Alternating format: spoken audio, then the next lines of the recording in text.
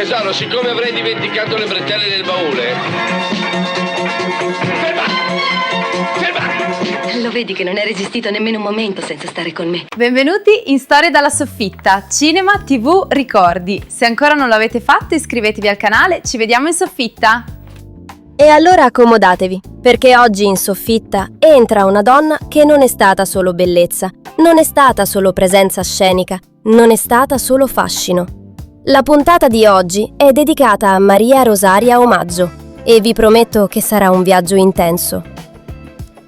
Io piuttosto non l'ho ancora ringraziata. È per merito suo che ho recuperato tutto. Vorrei poter contraccambiare. Una maniera ci sarebbe. Quale?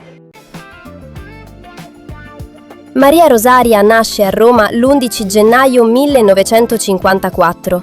Origini napoletane, temperamento forte, sguardo che buca lo schermo. Non è una di quelle presenze che passano, è una di quelle che restano. A soli 17 anni arriva la grande occasione, Canzonissima.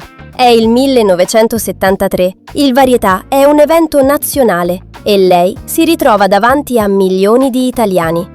Non è solo una ragazza bella, ha energia, ha sicurezza, ha quel modo di stare davanti alla telecamera che dice «Io so esattamente dove mi trovo». E da lì parte tutto.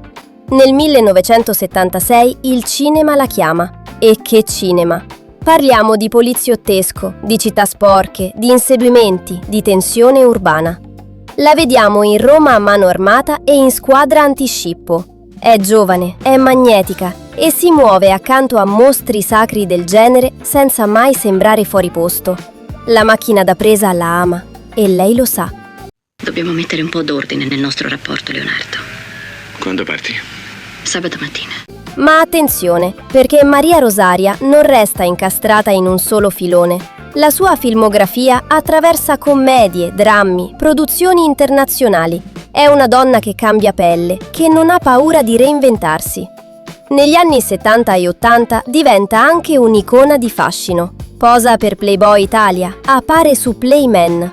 Lo fa con consapevolezza. Non è mai gratuita, è una scelta. È controllo dell'immagine, è potere sul proprio corpo e sulla propria narrazione.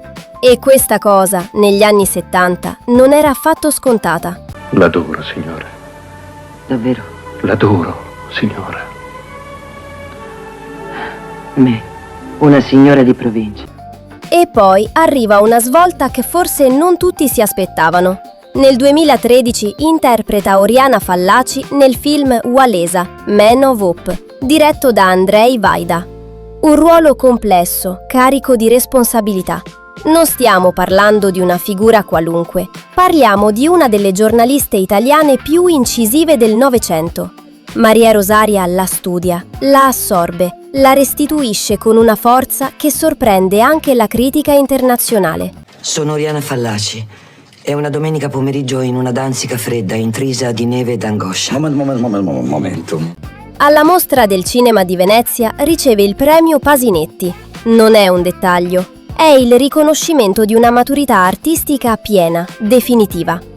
E nel frattempo il teatro. Oltre 80 spettacoli. Avete capito bene, 80. Porta in scena recital dedicati proprio alla Fallaci, come Le parole di Oriana in concerto. Non è semplice recitazione, è parola viva, è voce che vibra, è interpretazione che diventa quasi confessione. E non finisce qui. Scrive libri, incide dischi, dirige, si dedica alla radio. Si appassiona alle discipline orientali, pratica Tai Chi Quan. Una donna che non si ferma, una mente curiosa in continua ricerca. Qui c'è una sigaretta? No, perché sono uscita così. Fa niente, guardi, tanto io smetto di fumare. Non mi sono intossicata. Mi sono fumata l'anima mia aspettando davanti al telefono. E dicevo, chiama, ce lo so che chiama. Non ha chiamato, ce lo so. Dal 2005 è Goodwill Ambassador per l'UNICEF. Non è solo immagine, è impegno concreto. Diritti dell'infanzia, sensibilizzazione, presenza attiva. Maria Rosaria non vive l'arte come superficie, la vive come responsabilità. La sua vita privata resta sempre elegante, mai esibita. È stata sposata con Salvatore Vanacore, non ha avuto figli, e in un'intervista ha raccontato che questo è stato uno dei suoi pochi rimpianti. Occuparsi dei bambini vuol dire avere degli adulti domani che ci danno un mondo migliore. E io in questo è il mio modo di essere mamma. Una confessione sincera, senza filtri. E poi l'ultimo capitolo. Il 30 giugno 2024 si spegne a Roma dopo una lunga malattia. Una notizia che ha colpito forte chi l'ha amata sullo schermo e sul palcoscenico. Sapete qual è la cosa che colpisce di più riguardando la sua carriera?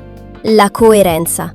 Maria Rosaria Omaggio non è stata una meteora, non è stata una parentesi, è stata una presenza continua, capace di attraversare decenni cambiando linguaggio ma non identità. Dal varietà televisivo al poliziottesco, dalla commedia al cinema d'autore internazionale, fino al teatro impegnato. Aveva fascino, sì, aveva presenza, sì, ma soprattutto aveva sostanza.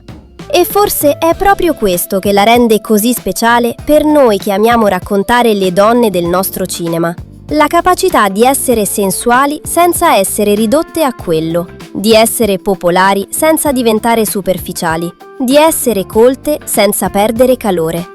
Maria Rosaria era intensità, era sguardo, era voce. E oggi, qui in soffitta, la ricordiamo così, con rispetto, con ammirazione, con un pizzico di nostalgia che non guasta mai. Se questo tributo vi è piaciuto, lasciate un like, iscrivetevi alla soffitta di Pippo e attivate la campanella per non perdere le prossime storie.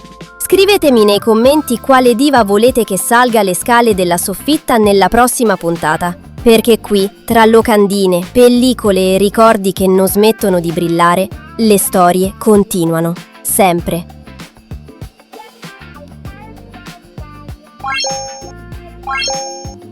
What?